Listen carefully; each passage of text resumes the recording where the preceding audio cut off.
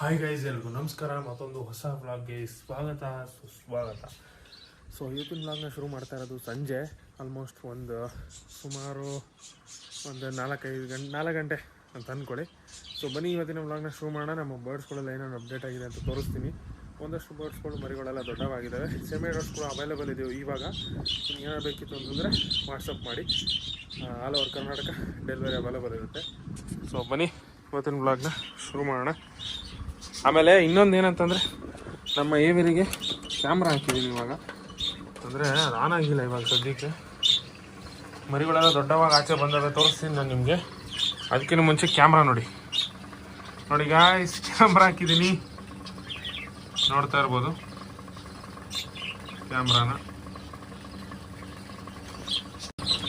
Camera ನೋಡಿ. ಇದು ಮೊಬೈಲಲ್ಲೇ ತಿರುಗುತ್ತೆ. ಈಗ ಆನ್ ಆಗಿದೆ. ಈಗ ತಿರುಗಿಸ್ತೀನಿ ನೋಡಿ. 360 ಡಿಗ್ರಿ ರೊಟೇಟ್ ಆಗುತ್ತೆ. ಮೊಬೈಲಲ್ಲೂ ಕೂಡ ಬರುತ್ತದು. ನಾನು ಹಾಕಿರೋ ಉದ್ದೇಶ ಇಷ್ಟೇ, ಏನಕ್ಕೆ ಅಂದರೆ ನಮ್ಮ ಬರ್ಡ್ಸ್ಗಳು ವಾಟರು ಫುಡ್ಡು ಎಲ್ಲ ಇದೆಯಾ ಇಲ್ವಾ ಅಂತ ನಾನು ಚೆಕ್ ಮಾಡ್ಕೊಳ್ಳೋಕ್ಕೆ ಹೊರಗಡೆ ಹೋದಾಗ. ಸೊ ಇವಾಗ ಇದು ಫುಡ್ಡು ವಾಟರ್ ಇದೆಲ್ಲ ನೋಡಿಲ್ಲ, ನಾನು ಕ್ಯಾಮ್ರಲ್ಲಿ ಕಾಣ್ತಾ ಇದ್ದೀನಿ ನೋಡಿ. ಇದು ಸ್ವಲ್ಪ ಉಲ್ಟಾ ಆಗ್ಬಿಟ್ಟೈತೆ ನೋಡಿ, ಕಾಣುತ್ತೆ. ಇಲ್ಲಿ ತಿರುಗುತ್ತೆ ನೋಡಿ.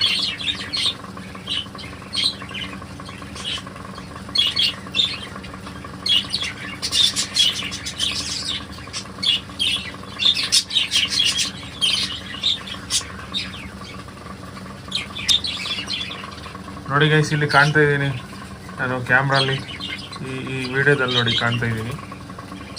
ಸೊ ಕ್ಯಾಮ್ರಾ 360 ಡಿಗ್ರಿ ತಿರೋದ್ರಿಂದ ನಾನು ಎಲ್ಲ ಬರ್ಡ್ಸು ಫುಡ್ಡು ವಾಟರು ಇದೆಯಾ ಅಂತ ನಾವು ಆರಾಮಾಗಿ ಚೆಕ್ ಮಾಡ್ಕೊಬೋದು.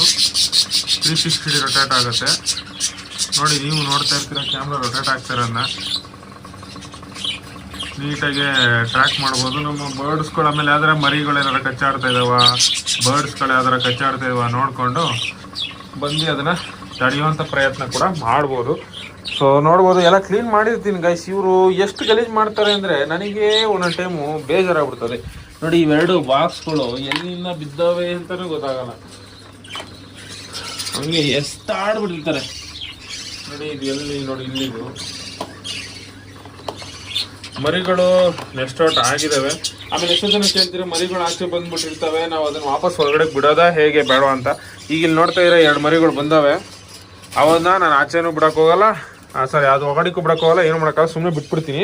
ಬಟ್ ಕೆಲವೊಂದು ಬರ್ಡ್ಸ್ಗಳು ಮರಿಗಳು ಈ ಥರ ದೊಡ್ಡವಾಗಿರ್ತವೆ ನೋಡಿ. ಇದರೊಳಗಡೆ ದೊಡ್ಡ ಬರ್ಡ್ಗೆ ಇದ್ದಾವೆ, ಅಂದರೆ ತೋರಿಸ್ತೀನಿ ನೋಡಿ ಗೈಸ್. ಇಲ್ಲಿ ವೆಂಟ್ ರೀಜನಲ್ಲಿ ಫುಲ್ಲು ಫೆದರ್ ಬಂದಿತ್ತು ಅಂದರೆ ದೊಡ್ಡದಾಗಿದೆ ಅಂತ. ಇನ್ನೂ ಒಂದು 2-3 ದಿನ ಹೋಗ್ಬೇಕಿದು, ಆಮೇಲೆ ದೊಡ್ಡದಾಗತ್ತೆ ಅದು. ಬಟ್ ಫುಲ್ಲು ದೊಡ್ಡದಾಗಿರೋವು ಇರ್ತಾವಲ್ಲ ನೋಡಿ, ಈ ಥರ ಕಚ್ತವೆ ಕೈಗೆ. ಇವೆಲ್ಲ ಪಕ್ಕ ದೊಡ್ಡವಾಗಿರ್ತವೆ, ನೀವು ಸಪ್ರೇಟ್ ಮಾಡಿಬಿಡ್ಬೋದು. ಕೆಲವೊಂದು ಬರ್ಡ್ಸ್ಗಳು ಈ ಥರ ಅಲೋ ಮಾಡಲ್ಲ, ಕಚ್ಬಿಡ್ತವೆ.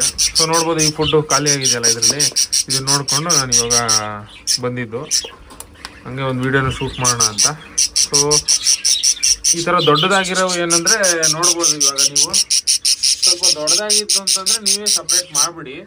ಬಟ್ ಯೂಶಲಿ ಒಂದು ದಿನ ಬಿಡಿ, ಯಾಕೆಂದರೆ ಇವಾಗ ವೆಂಟ್ ರೀಸನ್ ಫುಲ್ಲು ಬಂದ ಮೇಲೂ ಒಂದಿನ ಇರಬೇಕಾದ್ರು ಊಟ ತಿನ್ನೋಕೆ ಗೊತ್ತಾಗಲ್ವಲ್ಲ, ಹಂಗಾಗಿ. ಈಗ ಇಲ್ಲಿ ನೋಡ್ಬೋದು, ಇದ್ರೊಳಗಡೆ ಎಲ್ಲ ಮರಿಗಳೇ ದೊಡ್ಡ ಕ್ರೇಟಲ್ಲಿ ತಿಂತಾ ಇರ್ತವೆ ಹಿಂಗೆ.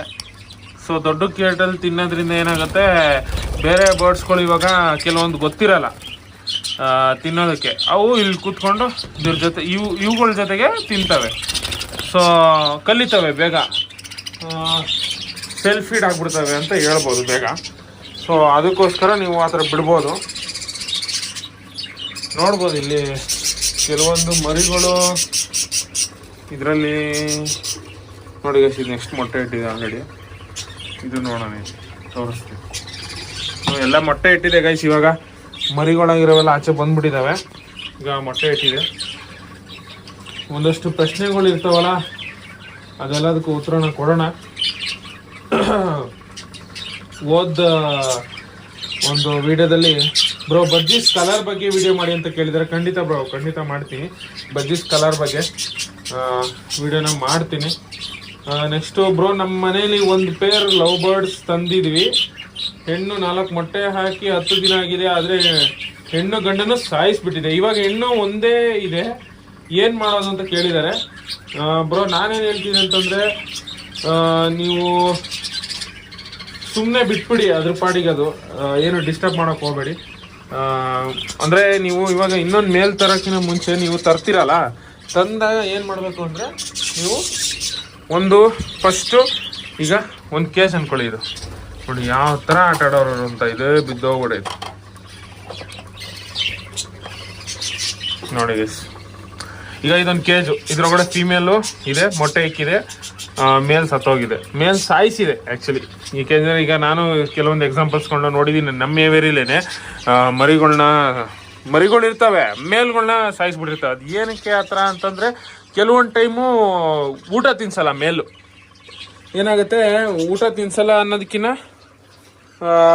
ಒಂದೊಂದು ಅಗ್ರೆಸಿವ್ ಮೇಲ್ಗಳು ನೆಕ್ಸ್ಟ್ ಬ್ರೀಡಿಗೆ ರೆಡಿಯಾಗಿರ್ತವೆ. ಸೊ ಫೀಮೇಲ್ ರೆಡಿಯಾಗಿರಲ್ಲ, ಅವಾಗ ಏನಾಗುತ್ತೆ, ಮೇಲು ಮೇಟಿಂಗ್ ಮಾಡೋಕೆ ಹೋಗುತ್ತೆ, ಅವಾಗ ಫೀಮೇಲು ಕೋಪ ಬಂದು ಕಚ್ಚಿ ಸಾಯಿಸ್ಬಿಡುತ್ತೆ.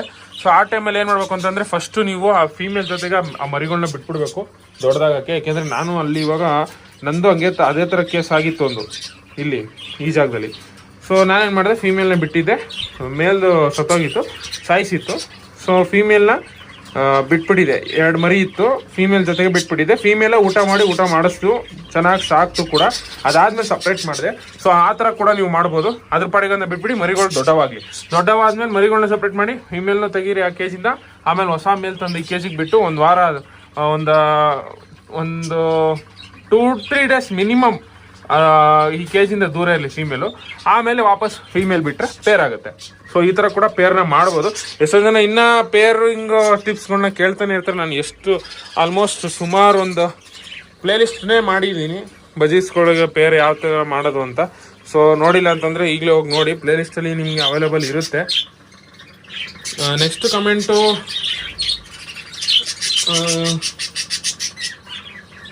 ಬ್ರೋ ನಮ್ಮ ಬಜ್ಜೀಸ್ ಫುಡ್ ಎಕ್ಸ್ಚೇಂಜ್ ಮಾಡ್ತಿದೆ, ಯಾವಾಗ ಎಗ್ಗಿಡುತ್ತೆ ಅಂತ ಕೇಳಿದರೆ, ಫುಡ್ ಎಕ್ಸ್ಚೇಂಜ್ ಮಾಡ್ತಿದೆ ಅಂತಂದರೆ ಅದು ಮೇಟಿಂಗ್ ಆಗಿರ್ಬೇಕು ಬ್ರೋ. ಸುಮ್ಮನೆ ಫುಡ್ ಎಕ್ಸ್ಚೇಂಜು ಮಾಡ್ತಾನೆ ಇರ್ತವೆ ಕೆಲವೊಂದು. ಫಸ್ಟು ಮೇಲ್ ಆ್ಯಂಡ್ ಫೀಮೇಲ ಇಲ್ವಾ ಅಂತ ತಿಳ್ಕೊಳ್ಳಿ.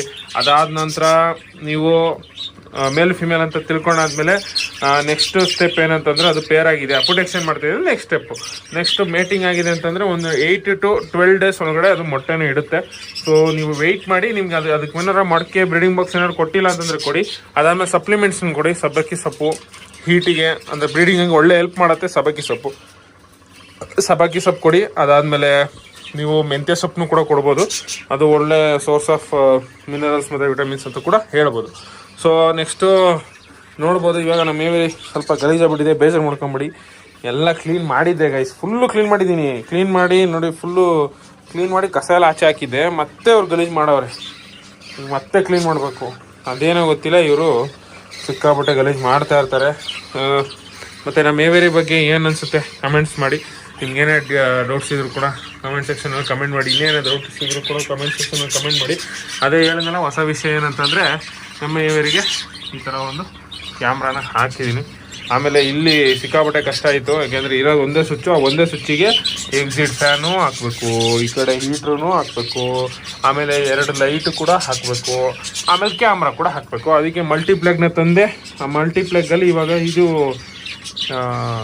ಎಕ್ಸಿಟ್ ಫ್ಯಾನ್ದು ಓಡ್ತಾ ಇದೆ, ಈ ಚಾರ್ಜರ್ ಥರದ್ದು ಕ್ಯಾಮ್ರಾದು.